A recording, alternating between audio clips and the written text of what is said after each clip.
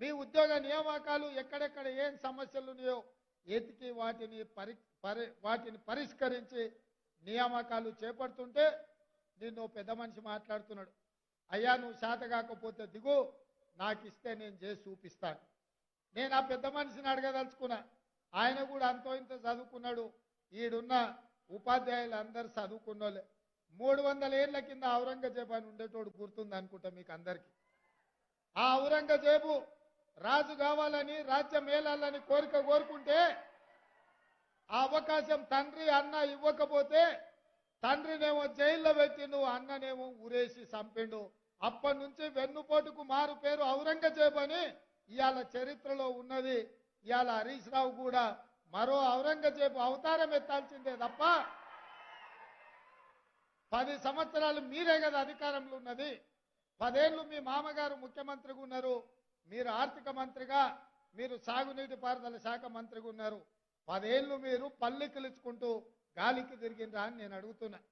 ఇవాళ మీరు కట్టిన మేడిగడ్డ పేక మేడల్లా కూలిపోతే 1,00,000 కోట్ల రూపాయలు ఖర్చు పెట్టి 1,00,000 ఎకరాలకు నీళ్లు ఇవ్వకపోతే ఇవాళ కాగు నివేదిక శాసనసభలో ప్రవేశపెట్టినాం. ఉపాధ్యాయులారా మీరు ఒక్కసారి అది చదవండి. 1,00,000 ఎంత దూరం ఉంది ఆయన ఇంటికి? బేగంపేటలో ఆయన ఇల్లు ప్రభుత్వం ఇచ్చింది. అది కూడా బేగంపేట నుంచి లాగిడికి మన అసెంబ్లీకి రావడానికి ఎంత టైం పడుతుంది? ఆ నుంచి ఇక్కడికి రానికనేమో కాలు నొప్పి వచ్చింది, కట్టె చేతికి వచ్చింది. కానీ నల్లగొండలో మీటింగ్ పెట్టుకుంటే మాత్రం 150 కిలోమీటర్లు పోయిండు. సానుభూతి పొందాలని వీల్ చైర్ వేసుకొని కూర్చొని నోటికొచ్చిన అబద్ధాలు చెప్తాడు. ఆయనంటే నేను సలహా అడగాలన్నట్టు అన్నా కేరాఎంపీ సమస్య ఉన్నది, ఎట్లా చేస్తే బాగుంటుందని అడుగుదామనే అసెంబ్లీకి రమ్మన్నా. అసెంబ్లీ పెట్టిందే అందుకు, ప్రతిపక్ష నాయకుడిగా ఉన్నదే దానికోసం కదా. తీర్మానాన్ని పెట్టి ప్రతిపక్ష సలహాలు సూచనలు ఇవ్వండి, తప్పకుండా సహేతుకమైన సలహాలు సూచనలు ఇస్తే ఆ సమస్యను పరిష్కరించుకుందామని శాసనసభలో మేము అడిగినాం. మీరు రాలేదు, పారిపోయినారు, పర్వాలేదు. కానీ ఆ భాష, ఆ మాటలు ఎట్లా మాట్లాడుతున్నారో మీరు చూసిండ్రు కదా. 10 ఏళ్ళు పదవిలో ఉన్న వ్యక్తి ముఖ్యమంత్రిగా పనిచేసి, కేంద్ర మంత్రిగా పనిచేసి, రాష్ట్ర మంత్రిగా పనిచేసి, ఎంపీగా పనిచేసి, ఎమ్మెల్యేగా పనిచేసి 40 సంవత్సరాలు ప్రజా జీవితంలో ఉన్న వ్యక్తి ఎంత అక్కసు వెళ్ళగలుగుతున్నాడో, ఏ రకంగా మాట్లాడుతున్నారో మీరు ఆలోచన చేయండి. ఇవాళ ఆయన బాధ అంత ఒక్కటే. ఆ ముఖ్యమంత్రి కుర్చీలో నల్లమల అడవులో నుంచి వచ్చిన ఒక రైతు బిడ్డ, రైతు కొడుకు అక్కడ కూర్చుంటే కడుపు మండి నా కన్న కొడుకు అక్కడ కూర్చుంటాడని ఆ సచివాలయం ఉన్నదాన్ని కూలగొట్టి కడితే ఇది పోయి ఆయన వాస్తు కోసం అని కూలగొట్టిండు, కట్టిండు, బానే ఉంది. ఎవరికి వాస్తు అక్కరకు వచ్చిందే? అది మనకు అక్కరకు వచ్చింది, మీకు అక్కరకు వచ్చింది, నాకు అక్కరకు వచ్చింది, మా ఎంకన్నకు, మా పొన్నం ప్రభాకర్కి అక్కరకు వచ్చింది. దశ దిశ అని 2 ఉంటాయి. దశ బాగుంటే దిశతో పని లేదు. నీ దశ గుడిసేటది కాబట్టే నువ్వు పోయి ఫామ్ హౌస్లో పడ్డావు. అయినా ఇప్పటికన్నా అర్థం చేసుకో. ప్రజలు నీ నుంచి ఏం ఆశించిండ్రు? ప్రజలకు నువ్వేం ద్రోహం చేసినావు? ఇవాళ ప్రజలు ఏం మార్పు కోరుకున్నారు? ఇవాళ నిరుద్యోగ యువకులు వాళ్ళ జీవితాలతో మార్పుతో పాటు తెలంగాణ రాష్ట్రంలో పాలకుల మార్పు జరగాలని ఇవాళ ప్రజా ప్రభుత్వాన్ని ఇచ్చిండ్రు. ఇవాళ మేము వచ్చి కూర్చున్నామో లేదో, సర్దుకున్నామో లేదో, ఎక్కడ కుండ ఉందో, ఎక్కడ గిన్నె ఉందో, ఎక్కడ పొయ్యి ఉందో వంటొందామనే లోపలనే మీరు వండలేదు, మీరు ఉపాసం మానబెడుతున్నారని మా మీద ప్రచారం చేస్తున్నాడు. నేను ఒక్కటే మీకు చెప్పదలుచుకున్నా, 3650 రోజులు అధికారంలో ఉన్నాయన నువ్వు వీళ్ళకి ఎందుకు ఉద్యోగ నియామకాలు ఇవ్వలేదు? 70 రోజుల్లో మేము ఇచ్చినాం కదా. 70 రోజుల్లో దాదాపుగా మేము 25,000 ఉద్యోగాలు ఇవాళ భర్తీ చేసినాం. స్టాఫ్ నర్సులు కావచ్చు, సింగరేణి కార్మికులు కావచ్చు, పోలీసులు కావచ్చు, ఇవాళ గురుకుల టీచర్లు కావచ్చు, దాదాపుగా 25,000 ఉద్యోగాలు మేము వచ్చిన 70 రోజుల్లోనే నియామకాలు చేపట్టినాం.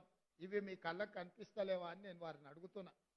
అందుకే ఇవాళ మీరు ఏడ్చినా, పెడబొబ్బలు పెట్టినా, మీరు కాళ్ళు చేతులు ఇరగొట్టుకున్నా, లేకపోతే అమరవీరుల స్తూపం దగ్గర మీ మెడకు ఉరితాడు కట్టుకొని ఏలాడబడ్డా ప్రజలు మీ పట్ల సానుభూతి చూపించారు.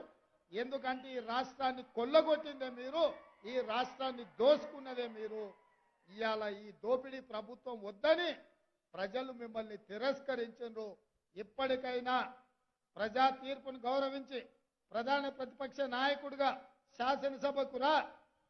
ఈ నియామకాలకు ఉద్యోగ అవకాశాలు వచ్చిన ఈ విద్యార్థులను అభినందించు. ఈ గురుకుల పాఠశాల ఉపాధ్యాయులను అభినందించు. ఎందుకంటే భవిష్యత్ తరాలను తయారు చేసి ఈ దేశ సంపదను సృష్టించేదే ఈ ఉపాధ్యాయులు. గత ప్రభుత్వం విద్య మీద ఖర్చు పెట్టింది 6%. మా ప్రభుత్వం దాన్ని 10 నుంచి 12% పెంచి ఈ గురుకుల పాఠశాలలను బలోపేతం చేసి ఎస్సీ ఎస్టీ మైనారిటీ ఓబీసీ విద్యార్థులకు ఉద్యోగ ఉపాధి అవకాశాలు కల్పించేటట్టు ఈరోజు వసతులను పెంచుతాం. అదేవిధంగా ఇవాళ తండాలలో గూడాలలో మారుమూల పల్లెల్లో ఉన్న సింగిల్ టీచర్ పాఠశాలను 6,453 మూతేసిండు కేసీఆర్ గారు. రేషనలైజేషన్ పేరు మీద పాఠశాలలు మూతేసి పేదవాళ్లకు విద్యను దూరం చేసిండు. ఎవరుంటారే తండాలలో గూడాలలో మారుమూల పల్లెల ఎస్సీలో ఎస్టీలో ఓబీసీలో పేదవాళ్ళు ఉంటారు. పేదవాళ్ళ పిల్లలకు చదువుకోవాలంటే చిన్న పిల్లలు 4 ఏళ్ళు 5 ఏళ్ల పిల్లలు పక్క ఊరికి 2-3 కిలోమీటర్లు పోయి చదువుకోవడానికి అవకాశం ఉంటుందా? ఒకవేళ అట్లా పోవాలంటే కూలి పని పోయే తల్లిదండ్రులు కూలి మానేసుకొని ఆ పిల్లల్ని తీసుకొని పక్క ఊరికి పోవాలి. ఆ కుటుంబాలు గడుస్తాయా? వాళ్ళు కూలి పని చేసుకోకపోతే, వ్యవసాయం పనికి పోకపోతే ఆ కుటుంబాలు బతుకుతాయా? ఇవాళ తండల్లో ఊర్లోనో పాఠశాల ఉంటే పిల్లల్ని బడి దగ్గర వదిలి వ్యవసాయ పొలానికి వెళ్ళి పని చూసుకొని మళ్ళీ వచ్చి పిల్లల్ని తీసుకొని ఇంటికి పోతారు.